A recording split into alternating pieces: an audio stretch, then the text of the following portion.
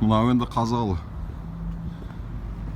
ауданының орталығы Айтеке би кенті.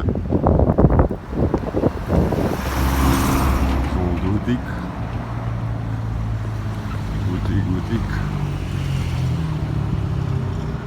Жүйесі жақсы екен. Жолы да әжептәуір, жаңа ғана Байқоңыр космическая гавань деп қояды. Әлде қандай мына кішігірім ауылдан 10 есе жаман. Қалалық жүйесі, әлеуметтік жағдайы. Мынау енді Әміржан Қосановтың сайлау алды штабы. Енді бұл ғажап емес. Әміржан Қосанов осы жақтың тумасы.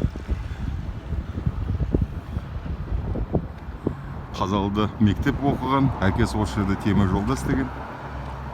Сол жол үстінде қалай соқпаймын өтіп баратып. Жаңа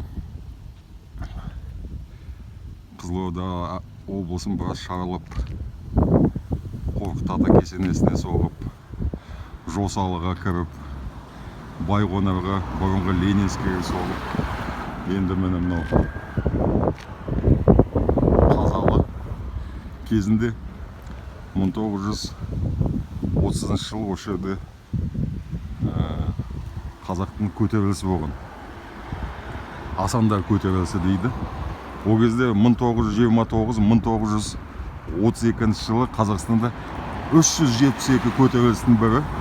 Оның ішінде ірісі осы Қазалыда болған Асандар көтерілісі. Бұл да әр қазаққа жүрегіне жылы сезінетін оқиға. Бабаларымыз кеңес өкіметіне қарсыласып, Кампескеге қарсы шығып, Қызыл әскермен шайқасқан.